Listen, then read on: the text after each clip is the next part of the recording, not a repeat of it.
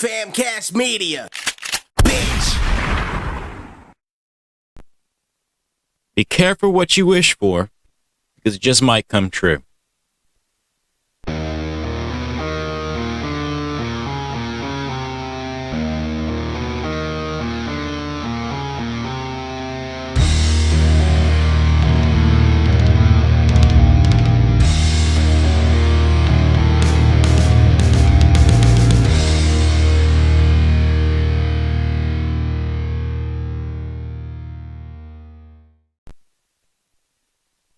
Good evening, demons and demonesses. I know since you guys seen my last video about Uganda and slavery and whatnot, and now, well, this is a follow-up because this just happened like a couple days ago. I saw this on Right-Wing Watch.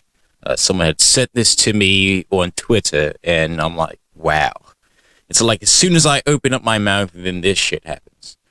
Well, if you guys saw any of my previous videos about a couple years ago, I did a video about a pastor who thanked God for slavery. It's the video about Jesse Lee Peterson and how he was caught, subscribing to gay porn on OnlyFans, despite the fact that he's an anti-gay preacher. No, I've often said that thank God for slavery because, had not, then the blacks who are here would have been stuck in Africa. And you see how bad Africa, everybody and mama trying to get out of Africa and come to America. Mm-hmm. And so God has a way of looking out for folks, and he made it possible by way of slavery to get black folks into this country. Well, right now we have a video by Matt Walsh. Now, for those who don't know who Matt Walsh is, he's a podcast host, member of Daily Wire, and let's just say he says a lot of, cringeworthy things. But anyway, just recently he made a comment, doing the unthinkable, defending slavery. I'm just going to play the clip so you guys have context on exactly what the hell this guy is talking about.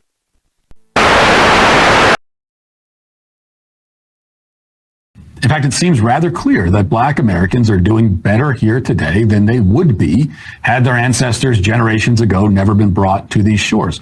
We can prove this point by simply asking which African country anyone asking for reparations would prefer to live in. The answer, of course, is none of them. Now, you might offer the rebuttal that if slavery never existed, if we're reimagining history without that institution at all, then Africa itself would be in a better shape, better place, and better shape, and maybe indeed black Americans would be better off there.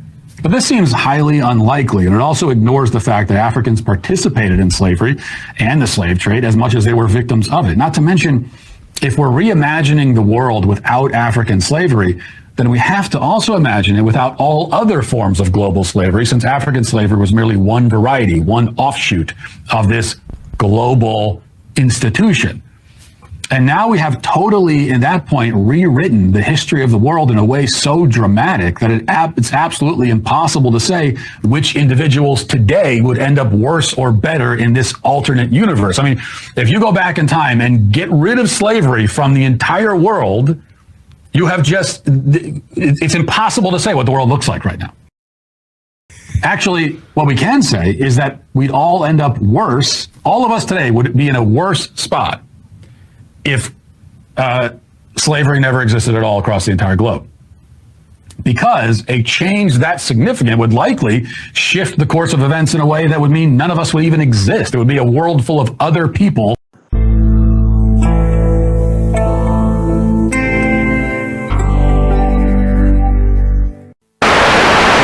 So basically his argument is that if we alter the timeline, if we had a time machine and altered the timeline to make sure that something like this never happened, that, things would be a lot worse off, which kind of does not make any sense whatsoever.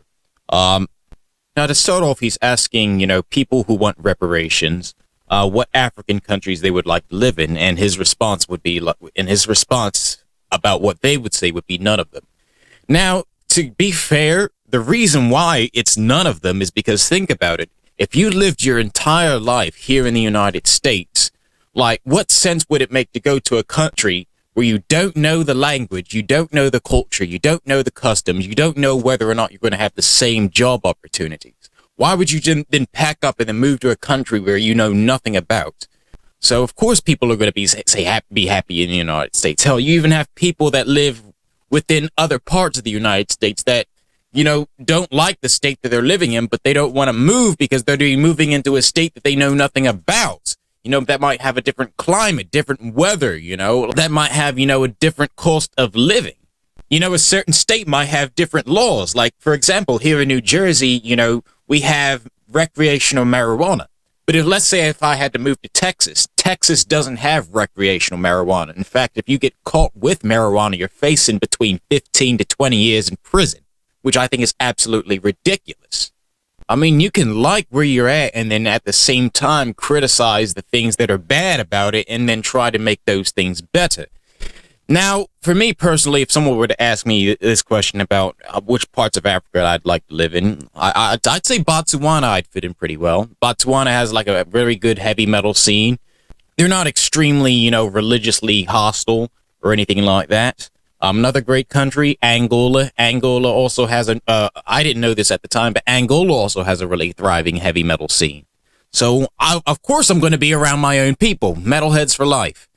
Another country, South Africa. Now, from what I understand about Botswana and South Africa, there's a lot of people there that do speak English. So I would have no problem, trying to fit in there.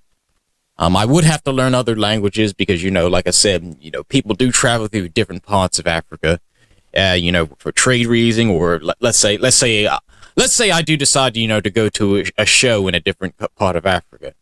I would have to learn the language in order, to communicate with the people.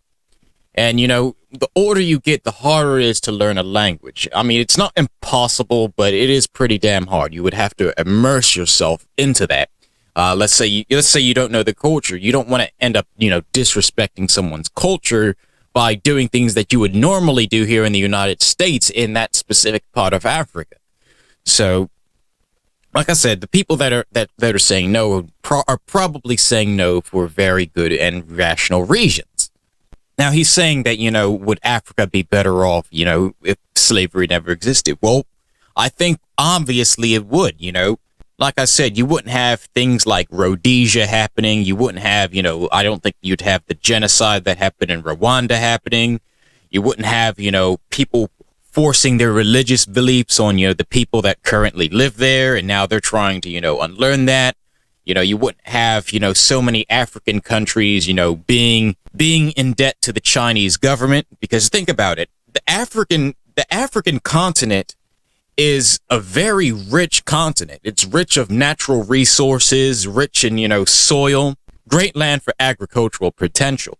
In fact, if every African nation were to get together and form, a giant mega country with, let's just say, all the African nations got together, you would have, so let's say you were to take all of the African nations and form them up into one giant mega country with Addis Ababa as its capital. The whole African nation as a whole would be enough to become a world superpower with a stronger economy than China and the United States. So like I said, a United States of Africa would be a force to be reckoned with, especially on the global scale. Now, Marcus Garvey kind of had this idea. I think the most recent person to have this idea was a guy named Muammar Gaddafi, who was, I think, the dictator of Libya at the time. I'm not sure if there's any other movements to, revive Marcus Garvey's dream, but that's basically what it was. And to be honest, as, a black man, I'm not going to complain about a united Africa. I want my brothers in Africa to succeed. But since Matt Walsh, isn't an African man, I doubt he would, understand, the negative effects of slavery and colonization. Now, another argument that Matt Walsh is making from this is that he's saying that, if we alter, the historical timeline, that certain people that exist today would no longer exist. And he's saying that somehow makes things worse off. But I'm like, how is that even a bad thing? Like, for example, the best way I could put it to you is, well, I'm a huge fan of DC Comics. I watched Justice League when I was a kid. Now, there was an episode of Justice League called The Savage Time, where basically, I think it's Superman, Hawk Girl, Martian Manhunter, Green Lantern, and Flash all get warped into the future. Now, while that was happening, Vandal Savage went back in time during the World War II era and was able to conquer the world with advanced technology. And since the Justice League is in the future, Vandal Savage, who by the way, can't die, dominates the entire world and sets up, his own little fascist dictatorship. And while they're exploring, this, vastly different universe that they're living in, they get to meet that version of Batman, who is a resistance fighter against, Vandal Savage. Now, eventually they had to go back in time to the World War II era to fight Vandal Savage and prevent, Vandal Savage from taking over the entire planet. So while they're in the time machine, Martian Manhunter looks at that version's Batman and says, if we alter this timeline, this version of you will no longer exist. So then Batman looks back at Martian Manhunter and says, that wouldn't make me any happier. And I think that's like the most rational way to, go about this situation. Are people like Matt Walsh really this egotistical that they think that their existence trumps everything else? And another thing that I want to bring up, let's say this isn't about slavery. Do you really think Matt Walsh would say something like this about, I don't know, the Holocaust?